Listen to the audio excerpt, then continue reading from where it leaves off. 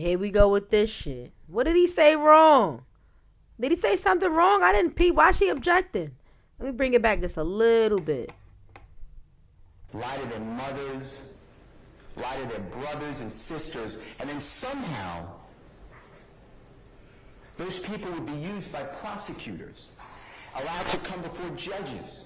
Okay, I see what he did. I see why she could be objecting, because he's saying that the snitches on Young Thug's case not liable because they could say anything because they're from the hood just as he is, and they're known to lie to law enforcement, and it seems like they're trying to get themselves out of some shit. Up YouTube, it's your girl TT Chanel. You clicked the title, you read the page, that mean it is reaction video time. Now, free Young Thug. Listen, if you don't know what's going on with this case, man, it is a complete poop show. All right, and I'm monetized, so I gotta watch what I say. I did 2 reaction videos prior to this, and the DA ain't got nothing. Listen, she was stumbling all over her opening statement. Look, she got me stumbling. And it was just horrible, man. Like, get rid of her. She sucks. Even Young Thug's lawyer asked for a mistrial. So today, her opening statement, which was damn near 48 hours long, is finally done. And now we're going to get into Young Thug's lawyer's opening statements, all right? I'm super, super excited because I want this case to be over with, man. It's been like 2 years. Free Thug, you know, innocent till proven guilty. The fact that he's just sitting in there and this man could be innocent, and, you know, so it kind of sucks. All right, so hit that subscribe for the vibe. You and I rode to 3,000 subscribers. And please, please hit that like button and drop that comment, man. I don't care if the comment is a dot. It could be a question mark. It could be a TT shut up. I don't care what it is. Drop that comment. I need that comment, all right? Let's get to it. All right, go ahead.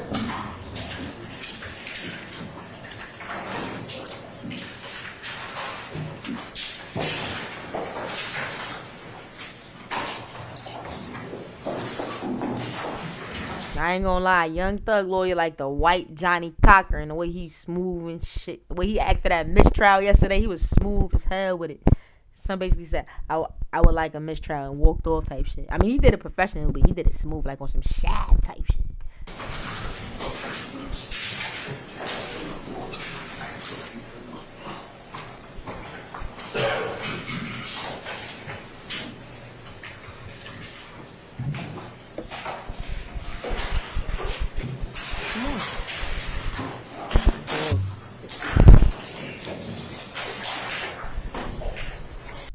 Look, say what up to my dog. Look, try to be careful, okay? We trying to free Young Thug.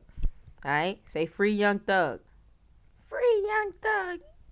You ain't got nothing. Nothing.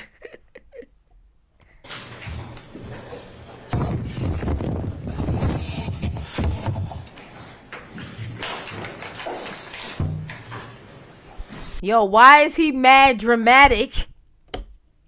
Like, why is he standing there like, hello? Stop looking around.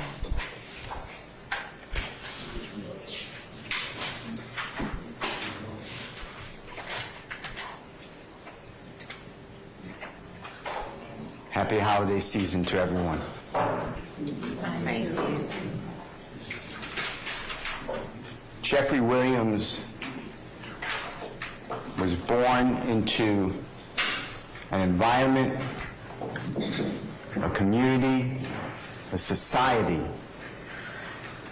that was filled with depression,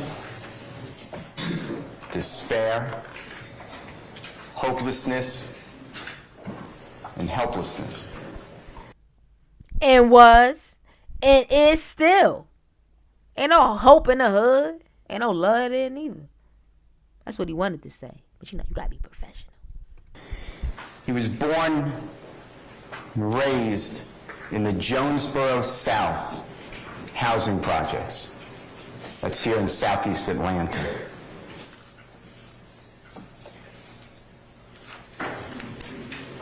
It's a very small 3-bedroom apartment.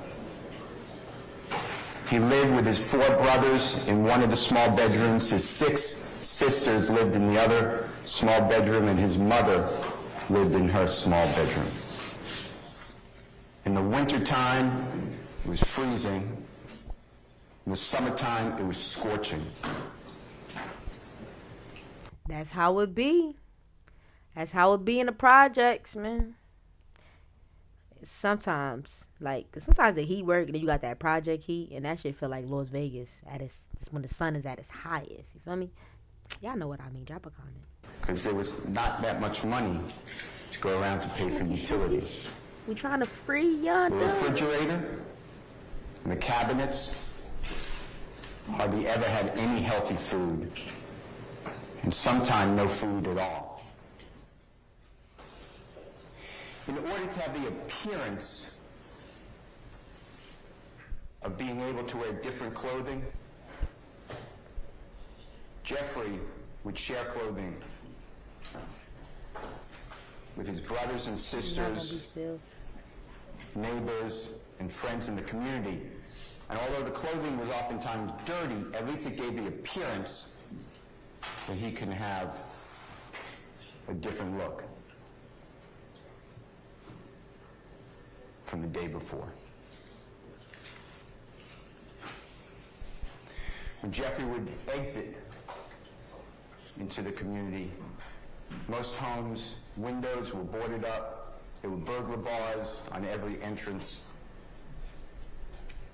Litter. It was not uncommon to find shell casings and human blood remains from the shootings that occurred.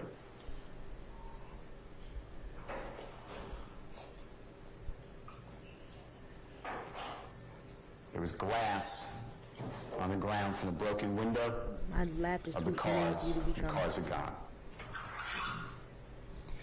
In this environment of severe poverty, severe crime,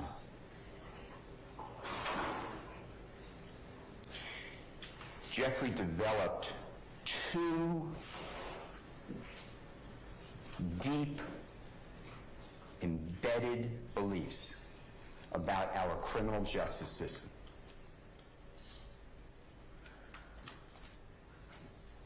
The first one is that it is not justice.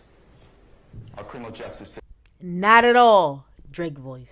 system was not just, at least for people that he saw.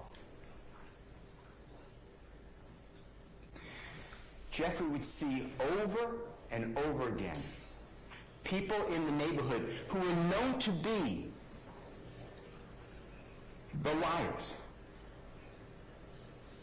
These are the people that would lie to their kids, lie to their mothers, lie to their brothers and sisters, and then somehow those people would be used by prosecutors, allowed to come before judges.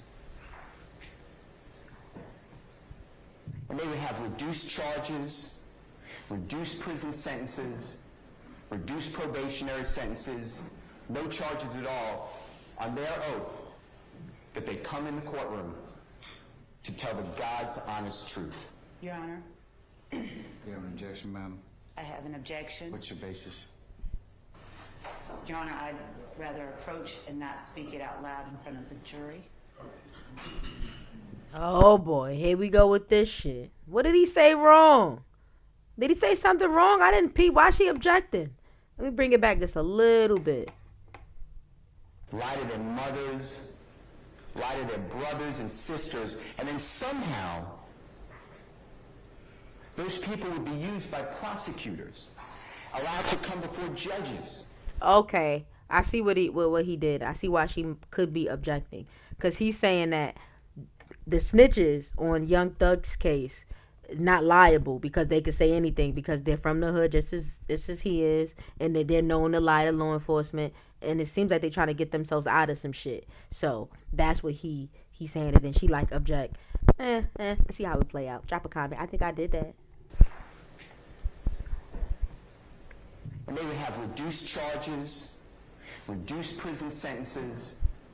Yo, I should be a lawyer, because I was just telling my best friend, like, yo, no funny shit. The DA got nothing, because no funny shit. A snitch, let me tell you the difference. It's two types of snitches, okay? There's 6ix9ine, and then, I don't want to say it, but Then there's people like Gunna, right? So in the 6ix9ine case, 6ix9ine was actually a good kid. So him snitching, his word is kind of liable because they look at it as, yo, this is a good kid. He grew up very good. He didn't grow up like how they grew up. So I could see him actually being liable everything he's saying. Versus the nigga like Gunna, they like, nigga, you been about that. You claim you this, you claim you that. You say you this, you say you that. We see you this, you see you that. Granted, 6ix9ine was like that too after the fact of him joining what he joined. 6ix9ine didn't have that upbringing. If you really know the 6ix9ine history, and he tells himself, you look at the court documents, he didn't grow up like that. So that's the major difference. Gunna been in some shit.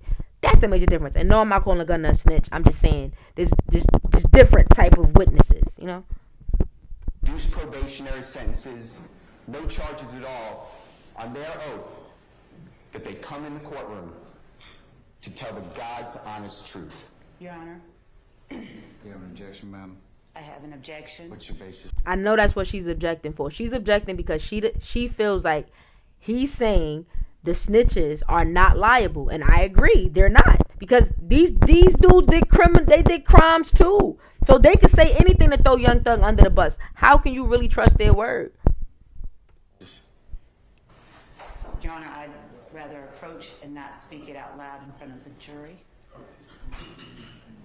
It will take 1 second. All right. Thank you. If I put your license device on, please.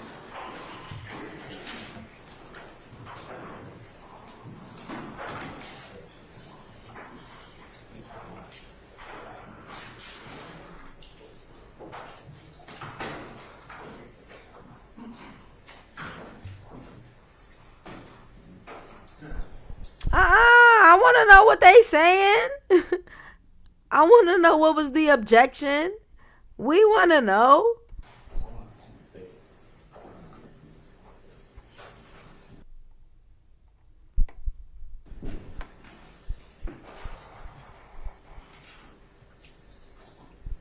Where Young Thug at? Oh, there go Thug. Yo, Thug eating good, man. Cause he know. The DA ain't got shit, I'm telling you.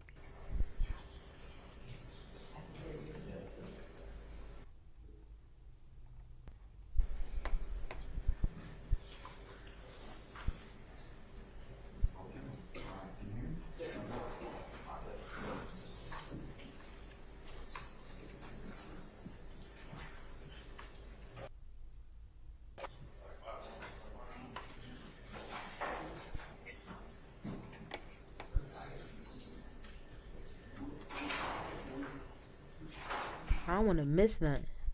Oh, wow. Okay, my bad. I don't want to miss nothing.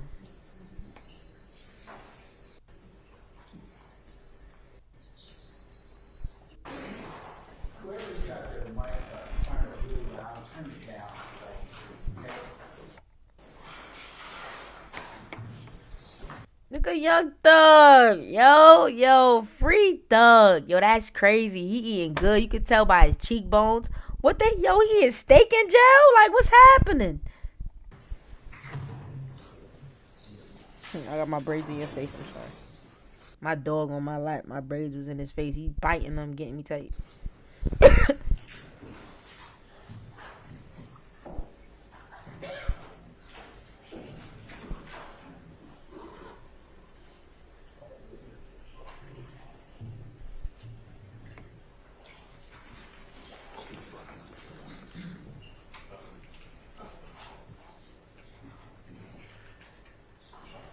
All right, Michelle, go ahead.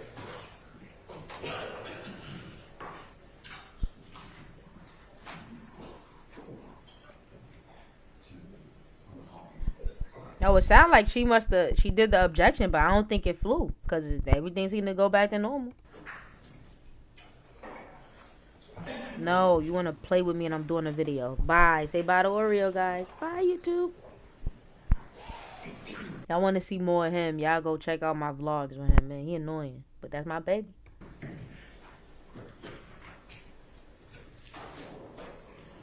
Jeffrey learned that these liars, these Yo, I love this nigga. Jeffrey learned that these liars. I told you her objection did not fly. Yo, no funny shit. Yo, the state is gonna lose, bro.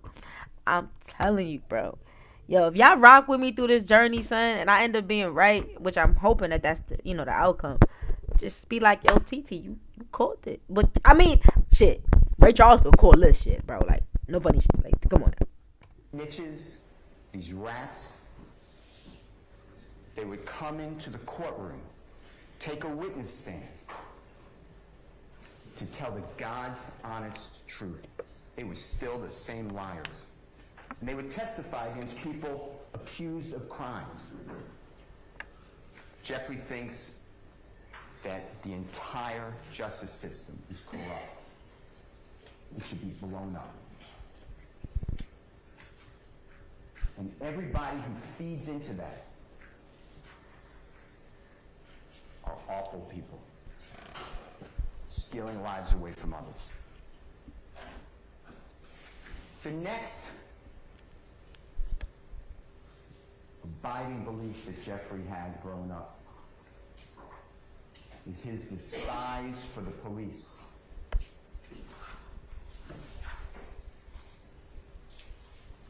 He would see people walking on the streets. This could be an adult, teenager, a child. Wearing their backpacks, holding a football, bouncing a basketball, and the police just swarm in. They're aggressive. They search the backpack. They throw the football over the house. They kick the basketball down the road. It got to the point when people saw the police coming, they just ran. It's different experiences in different parts of America. It's different experiences in different parts of Atlanta.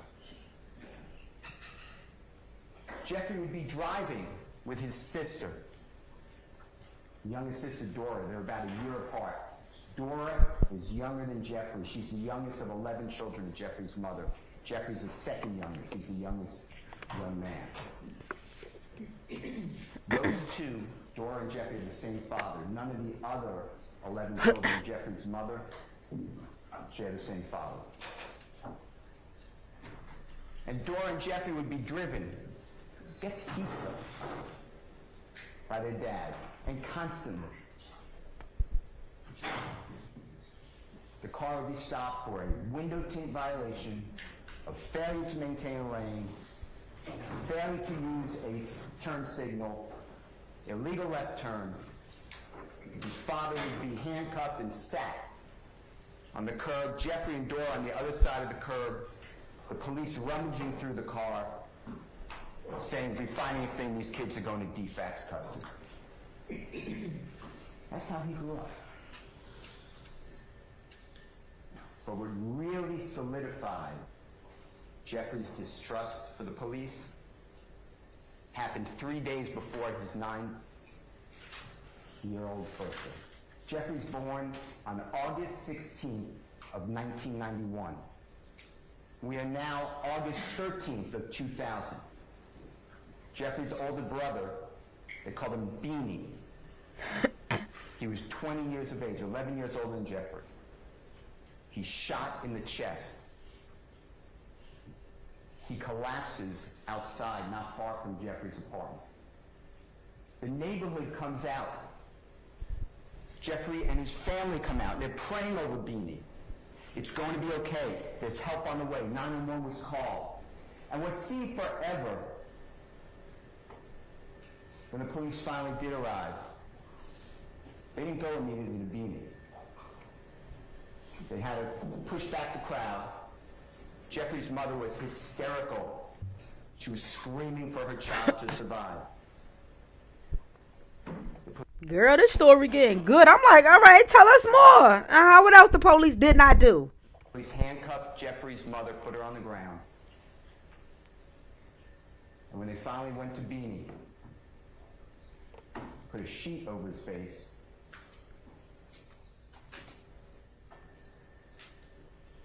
meaning he was dead to the police, even though his chest was still going up and down, he still breathing. That is horrible. Oh my goodness. That's what Young Thug had to go through? That's what the jury's saying right now. This lawyer's good.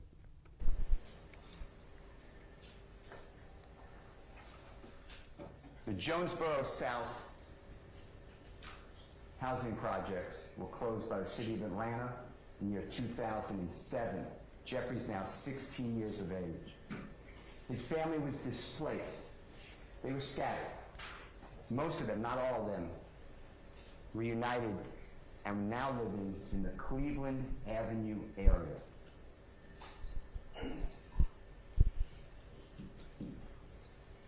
Jeffrey was not educated in his home about go to university, work as a flight attendant for Delta. Somebody would loan you money so you could start a business. Jeffrey believed that the only two ways he can break the generational hopelessness and despair for his family, himself, and he wanted to break it for as many people as he could who were in this struggle, was to be a professional athlete or an accomplished musical artist. Jeffrey chose the latter. And from that day forward, every week, every month, every year, to this day, Jeffrey practices to make himself a better musical artist. In Jeffrey's neighborhood, rap, it's a subset of hip-hop. Gangster rap is a subset of rap. That was the most popular music at that time. So Jeff... All right. He's losing me. He's losing me, guys. Realison? I know he had us, though. He's doing good. I'm just, my attention span. I don't know. Maybe I got to smoke the dope. I don't know what y'all think. Drop a comment. Jeffrey sought to find out how can he accomplish his mission to be a successful rapper.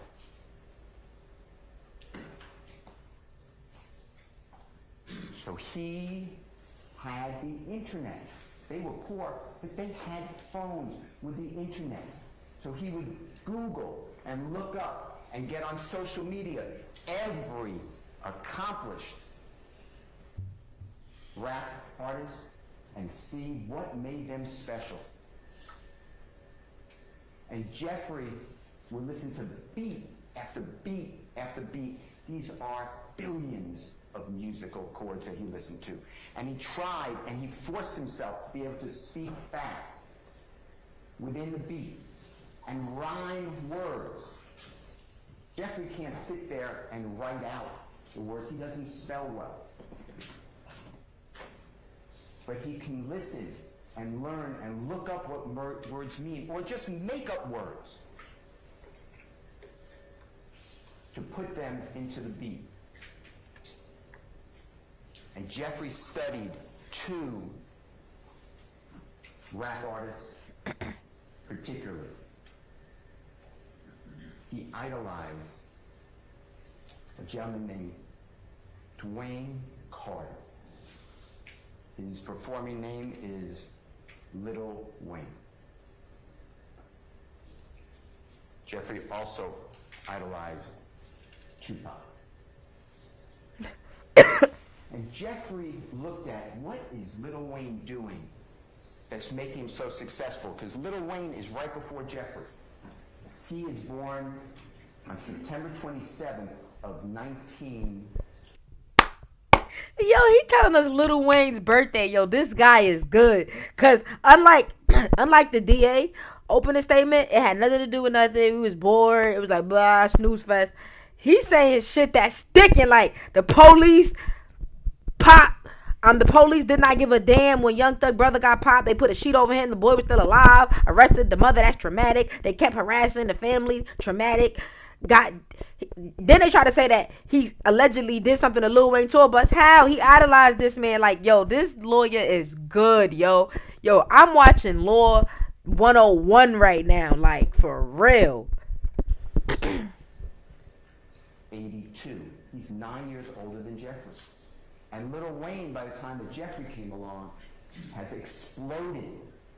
He is a superstar. And Lil Wayne changed the culture. It was more than just the sound of the music. Now, Jeffrey studied Lil Wayne so much, he sounded like Lil Wayne. You're going to hear witness after witness that Jeffrey sounded just like Lil Wayne. But Jeffrey realized that Lil Wayne had a following, a fan base, and people who dressed like Lil Wayne. It used to be that rappers wore baggy pants, big uniforms from teams. Lil Wayne changed it. He wore proper fitting pants. Lil Wayne tattooed his face. He's the first one. Jeffrey has tattoos on his face. Jeffrey changed the clothing. He took what Lil Wayne did, and Jeffrey wore tight fitting pants. He's the first. He did that because when he would take his ill-fitting clothing from his sisters, they were tight jeans. Jeffrey wore tight necklaces. He wore dresses. He realized in order to become successful and to accomplish his mission of breaking those bonds, he had to capture people's experiences and make it interesting, both musically and creating a brand. He's advertising. Jeffrey was called Little Jeff. His father is Jeffrey Williams Sr. He was called Big Jeff. But Jeffrey is sounding like Lil Wayne. He's trying to emulate Lil Wayne on social media. To call himself Little Jeff and Lil Wayne, he thought that that doesn't sound too good. That's a bridge too far. So Jeffrey wanted to have a performing name. So he looked to Tupac. You will learn that in 1983, the incomparable talent Michael Jackson released a song that went around the globe, P.Y.T., Pretty Young Thing. About 13 years later, Tupac is featured on a song with Smooth. And that song is P.Y.T., Playa, P-L-A-Y-A, Young Thugs. And on that song is a repeat of words. And this really connected with Jeffrey. It's a black man that not too many understand. That's what Jeffrey felt about people. Yo, this guy is good. This guy just told the jury why Young Thug has his name.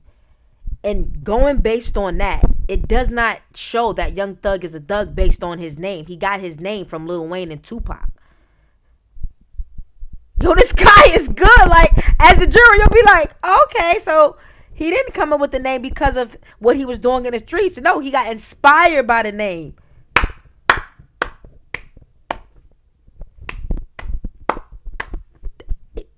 I mean, like, this guy is amazing. Like, what? We'll get back into it.